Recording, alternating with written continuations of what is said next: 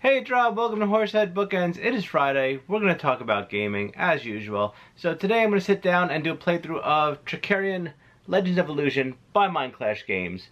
Now this is a 1 to 4 player worker placement style game where you are a magician trying to get the most fame by performing magic tricks. Now you have to hire assistants and engineers and help collect certain items to build your tricks, collect certain tricks, activate them, and then actually perform them. However, you only have 7 rounds to do everything in, to try to get the most fame. So there's a lot to do, very little time to do it in. Let's go over to the table and check it out. I have Trickerion set up for a solo game playing against the air. You're not going to be able to see everything because the game does take up a good amount of real estate. So I have the main board, I have my player board. You can sort of see the air's board. So I think you'll be able to get to see the gist of everything. I have the coins off screen. I have some of the building materials over here in the tray. So we're going to play the solo mode. Game goes through 7 rounds, and we'll play a round or two, and I'll let you know what I think.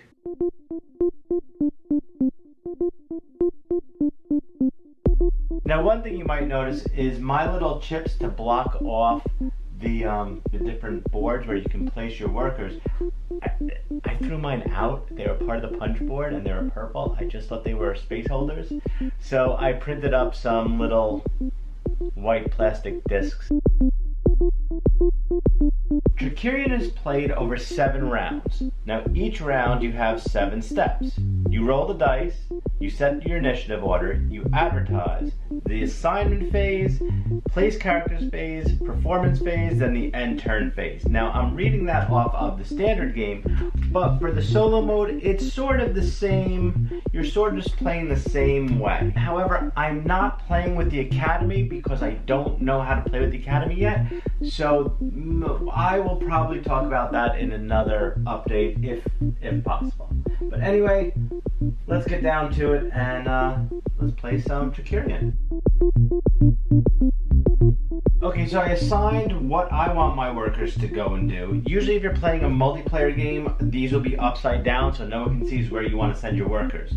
But for the air, what you need to do is you build this little deck of cards and it'll tell you what to do to set up or a performance. And you just follow the instructions on there, and that's where you place out the assignments. Now that everyone is assigned, we place characters one at a time. I go since I started, and then the air.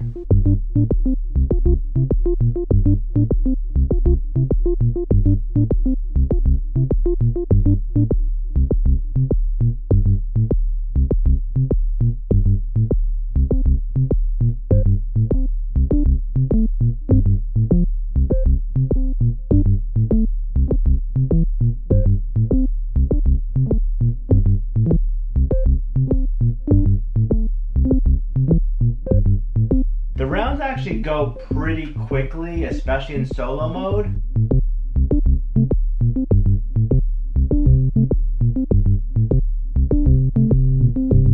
See, this is where it's hard. Because he goes first, I want to perform the tricks. I want to be the magician to perform the tricks. However, if he performs them, I mean, my tricks will get done, and I'll get bonuses for them. However, do I take a chance and not perform my own tricks? Alright, so I kind of made out well with what the air is doing this time, so kind of happy about that.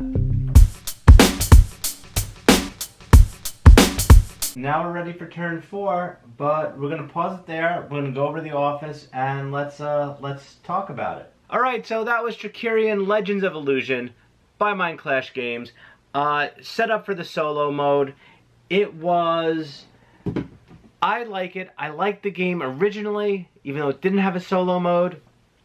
It is quite possibly the hardest worker placement game I've ever played. It's very difficult. You really need to plan out your actions well in advance just to see what tricks you're going to be doing. So you make the most out of getting the right tricks, getting the right materials, getting the right performance to make sure that you're performing these tricks so you get the bonuses. And you really do have such limited time to do it in. There's only 7 rounds. While there are a lot of actions you take during the round, a lot of it is set up, advertise, try to get fame, make sure you pay your workers. It's definitely in my top 10 games of all time. I really love it. It really makes you think. 2 things that I think are crucial to playing the game is fame. If you have the money, build up your fame, advertise every round.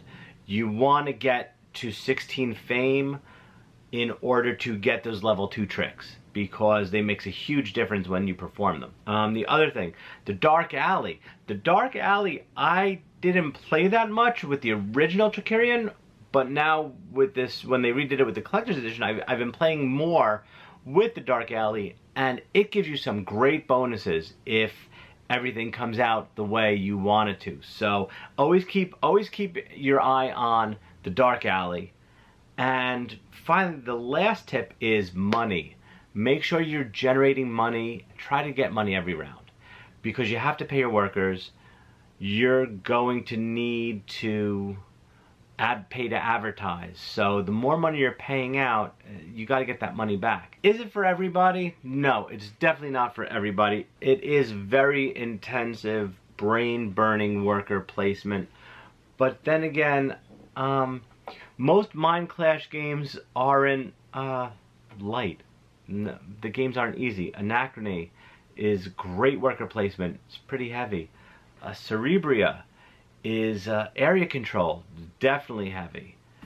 But their games are so enjoyable once you get the rules down and all the iconography, which there is a lot. The games themselves are very rewarding to play. They're a lot of fun. This is definitely staying in my collection. The solo mode's okay. It's a lot better when you're playing with other people. I would suggest playing with people who are accustomed to worker placement style games, who are accustomed to a little bit of a heavier style board game, and definitely if they haven't played the game before, give them a few days notice to go over the tricks and kind of let them read the rule book or watch a playthrough video, because going in blind, I feel that new players are going to get very frustrated with it. So if you liked the video, please give it a thumbs up. Also, please click on subscribe down below. You'll get notified whenever I upload some new videos. Any questions or comments, please post them below. Even if I did something wrong in the game, let me know so I don't do it wrong again. I know I kind of messed up a few things this time, and probably every time, but let me know. It helps me to learn the game better. That's it. Talk to you later.